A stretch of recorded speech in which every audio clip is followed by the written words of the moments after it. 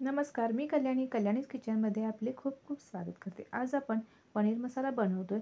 अगदी घरातील मोजक्या साहित्यात आणि कमी वेळात तयार होते आणि चवीला एकदम छान म्हणजेच हॉटेलपेक्षाही सुंदर लागते. एकच वाटण वापरून छान सुंदर अशी भाजी तयार होते. चला तर मग आपण लगेचच रेसिपीला सुरुवात करूया. तर आता आपण भाजीसाठी वाटण तयार करून घेणार आहोत. तर या तव्यामध्ये मी 2 मीडियम साईजचे कांदे ओबडधोबड असे कापून घेतलेले आहेत. आता हा कांदा आपल्याला थोडासा रंग बदलेपर्यंत परतून घ्यायचा आहे. कांदा लवकर भाजण्यासाठी यामध्ये मी एक अर्धा चमचा तेल घातलेलं आहे. थोडंसं तेल यामध्ये घातल्यामुळे कांदा खाली करपत नाही आणि छान गुलाबी रंगावर भाजला जातो. आता यामध्ये आपण इथं तुम्ही पाहू शकता कांदा छान असा गुलाबी रंगापर्यंत भाजलेला आहे. आता त्यामध्ये आपण टोमॅटोसुद्धा आपण यामध्ये घालायचा आहे आणि टोमॅटोसुद्धा आपल्याला छान सॉफ्ट होईपर्यंत असा परतून घ्यायचा आहे. टोमॅटो घातल्यानंतर त्यामध्ये लगेचच आपण पाव चमचा मीठ घालायचं आहे. यामुळे काय होतं, कांदा टोमॅटो भाजण्याची जी प्रोसेस आहे ती फास्ट होते. मिठामुळे कांदा टोमॅटो लगेचच सॉफ्ट होतो आणि लगेच शिजतो. त्याच्यामुळे थोडंसं मीठ घालायचं आहे. तर इथं पहा 1 ते 2 मिनिटांनी छान आपला टोमॅटोसुद्धा सॉफ्ट झालेला आहे. आता आपण यामध्ये इतर मसाले घालूयात. तर इथं पहा मी 1 चमचा जिरे घेतलेले आहेत, 20-25 काजू घेतलेले आहेत, 2 चमचे पांढरे तीळ घेतलेले आहेत, 15 ते 20 लसणाच्या पाकळ्या घेतलेल्या आहेत आणि थोडंसं आलं घेतलेलं आहे. ते देखील हे सगळे पदार्थ आपण या मसाल्यांमध्येच म्हणजे कांदा टोमॅटो बरोबरच हे आपण मसाले सगळे परतून घ्यायचे आहेत. छान असं 1 ते 2 मिनिटं छान परतून घ्यायचे आहेत. खूप जास्त वेळ नाही, तर अगदी थोडंसं हे परतून घ्यायचं आहे. तर इथं पहा आपण हे सगळे पदार्थ 4-5 मिनिटं छान असे परतून घेतलेले आहेत. छान याचा सुगंध देखील आलेला आहे. आता आपण हे बाजूला काढून थंड करून घेऊयात. आता हे सगळे पदार्थ आपले थंड करून झालेले आहेत. आता आपण त्यामध्ये थोडीशी कोथिंबीर घालायची आणि याची छान अशी बारीक अगदी फाईन पेस्ट करून घ्यायची आहे. इथं आपलं पनीरच्या भाजीसाठी लागणारं जे वाटण आहे ते तयार झालेलं आहे. आता इथं पहा, इथं मी 250 ग्रॅम पनीर घेतलेलं आहे. हे पनीर आता आपल्याला छान असं थोडंसं फ्राय करून घ्यायचं आहे, म्हणजे त्याची टेस्ट छान येते भाजीमध्ये. आता आपण ज्या तव्यामध्ये वाटण तयार केलं त्याच तव्यामध्ये मी थोडंसं बटर घातलेलं आहे आणि आता यामध्ये आपण पनीर घालायचं आहे. पनीर घालून त्यावर थोडीशी हळद आणि थोडंसं लाल तिखट घालायचं आहे आणि 1 मिनिटभर आपण हे पनीर फक्त बटरमध्ये परतून घ्यायचं आहे. तर इथं आपलं पनीर छान असं फ्राय करून झालेलं आहे. यामुळे काय होतं, पनीर भाजीमध्ये छान चवीला लागतं. आता हे आपण पनीरसुद्धा बाजूला काढून घेऊयात. आता आपण छान पनीरची भाजी तयार करून घेऊया. तर इथं आपण कढई घेतलेली आहे. कढई छान अशी गरम झालेली आहे. त्यामध्ये मी 2 चमचे तेल घेतलेलं आहे आणि थोडंसं बटर घातलेलं आहे.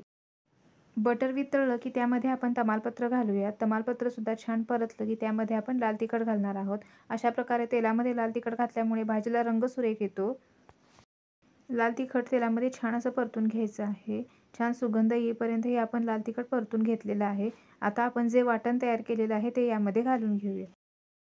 वाटणसुद्धा आपल्याला 1 ते 1.5 मिनिट छान असं तेल सुटेपर्यंत परतून घ्यायचं आहे. वाटण आपण 1 ते 2 मिनिट छान असं परतून घेतलेलं आहे. कडेने इथे तुम्ही पाहू शकता छान असं तेल सुटलेलं आहे. आता यामध्ये आपण कोमट पाणी घालणार आहोत.